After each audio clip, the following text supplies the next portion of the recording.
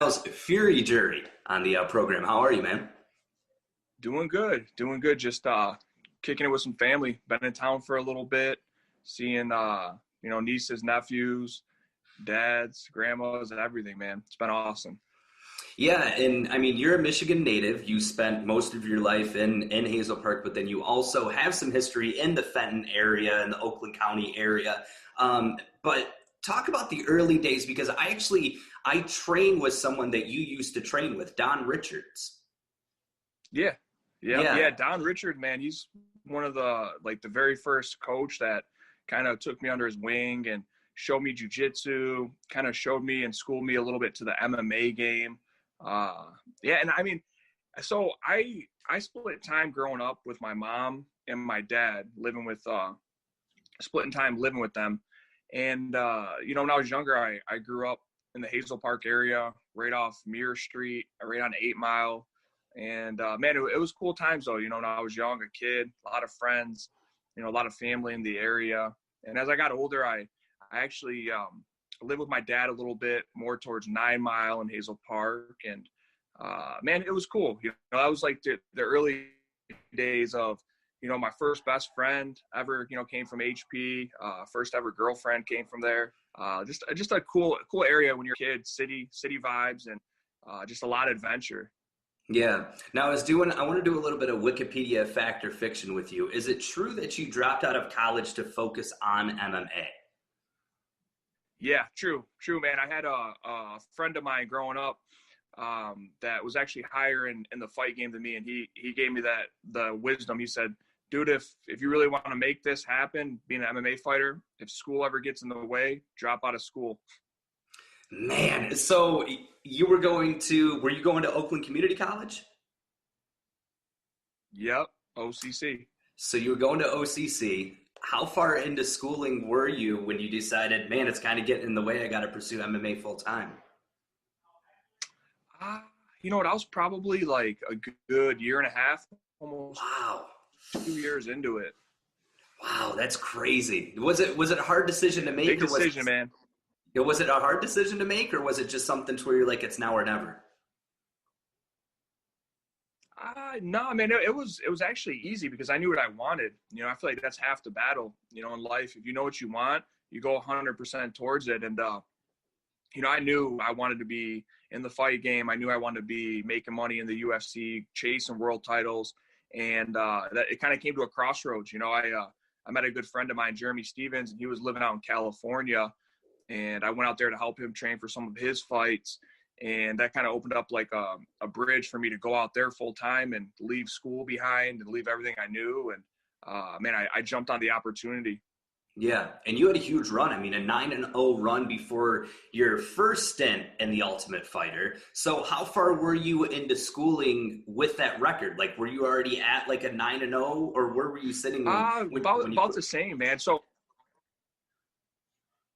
yeah, good question. So I started my pro career right around the same time I started at OCC. So I was probably, I was taking lower level pro fights, but still training.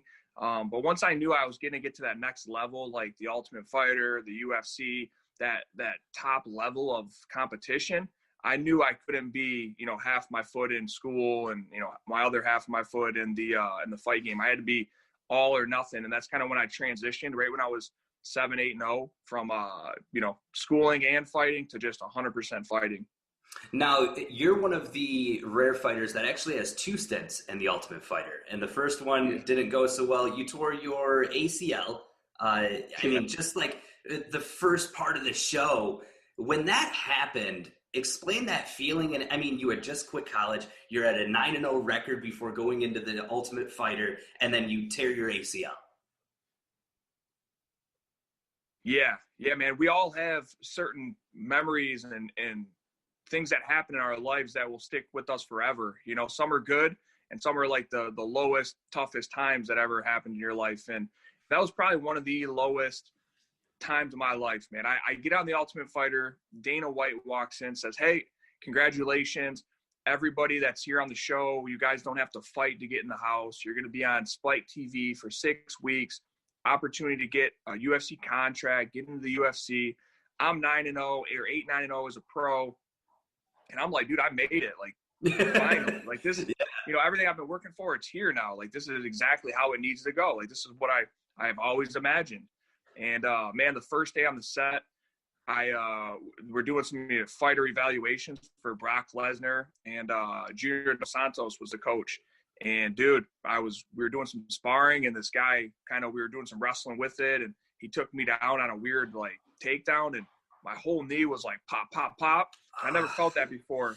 And I'm on the show, right? There's cameras in your face, everything.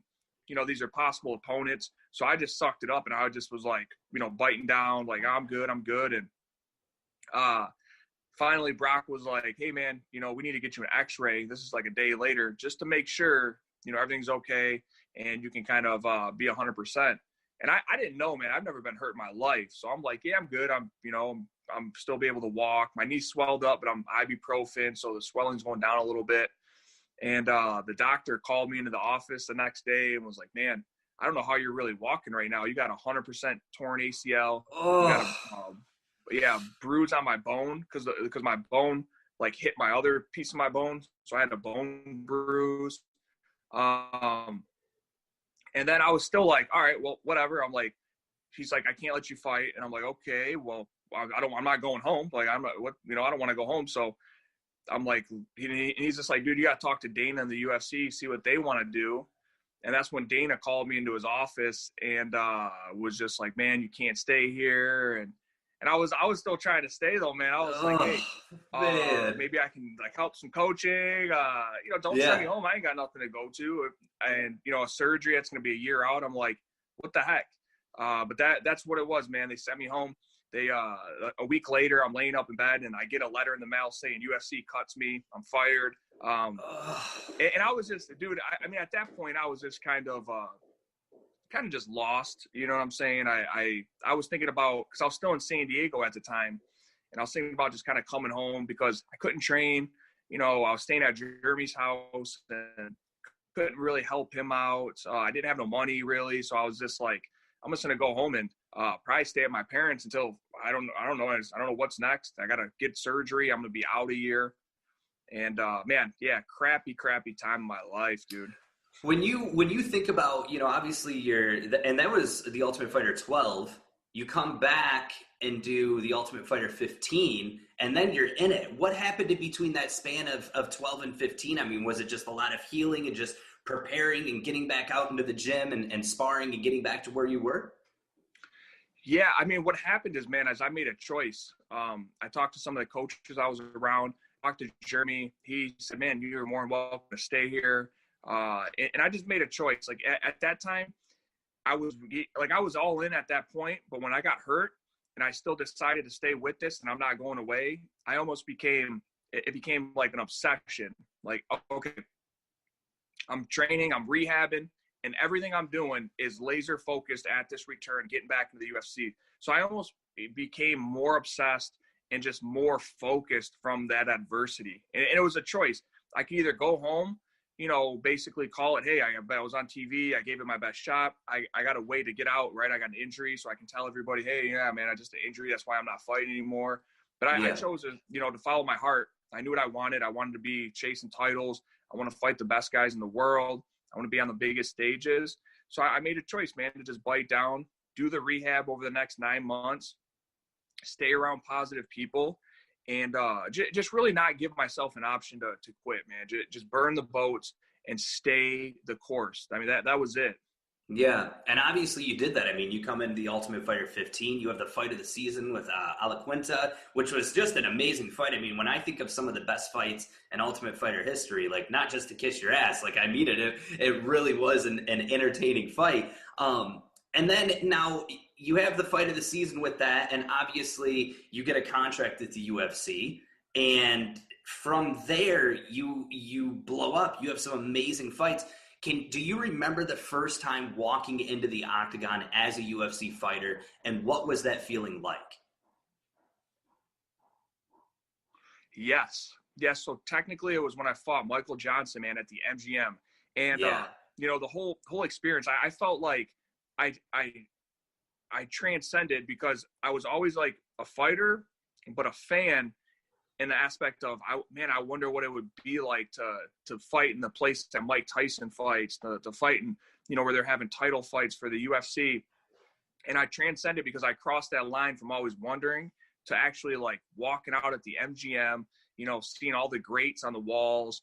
And and for me, it was just exhilarating because I was very nervous for the fight, but I was able to switch that nervousness on fight day to excitement, to shutting that mind off, that voice in your mind that's all that doubt and all that, and man, this is my dream, this is what I've been working for. Like, there's no losing, it's all a win, so let's just go out there and just bust our ass and work hard and let the chips fall the way they will.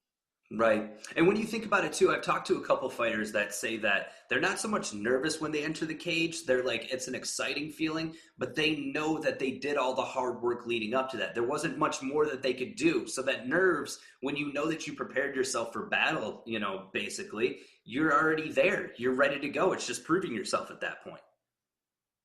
Yeah, I think it becomes a point of getting out of your mind and more or less just trusting, because you've done all the work. The mind can be a trickster at times.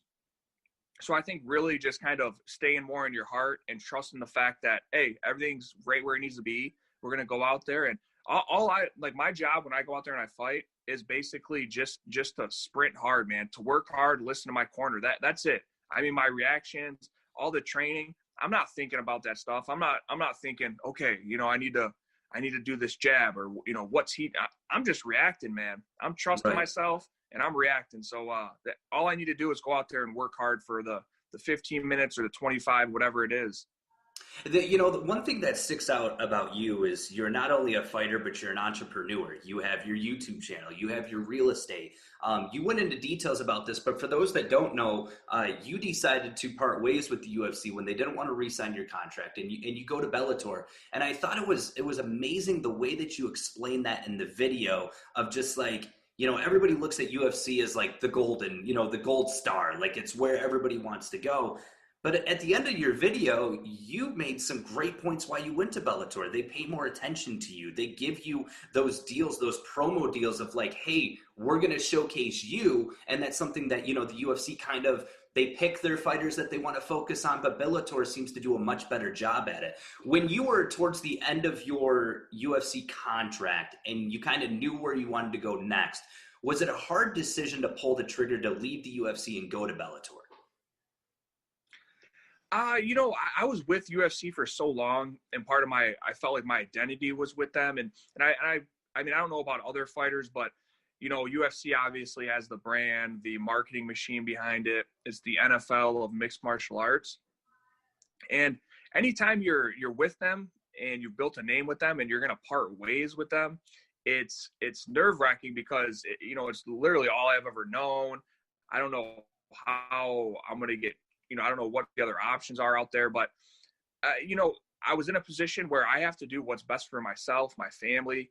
And, man, when UFC and us and myself couldn't come to terms, I just made the best of it, man. Like financially, I want to see what else is out there. So when I talked to Bellator and, the opportunity they were offering me with the first fight and, the finances behind it, I definitely jumped on it because I knew there's pros and cons to every business, right? There's pros about being in the UFC, and then there's pros of being in Bellator. But I knew, what's best for myself and my family. It made sense for me, and I was relieved once, I turned that page with UFC and I was on to Bellator. Now, in your videos, it's kind of crazy because you give an in-depth way on how things work. I mean, that the one video that really sticks out to me is you were like, how the UFC took 30 grand from me, and you go into details about the check and getting the extra check. Has there ever been a time where you've done a video and it's kind of either not necessarily bit you in the ass because you're on to better things, it sounds like, with Bellator, but has anyone from the UFC contacted you because of the content that you make and the videos that you make? No, but I've been like, I've seen all the guys that work at the UFC, being out there with Jeremy and stuff. and they all say stuff like, oh, like YouTube, you're on YouTube now. And I've never gotten any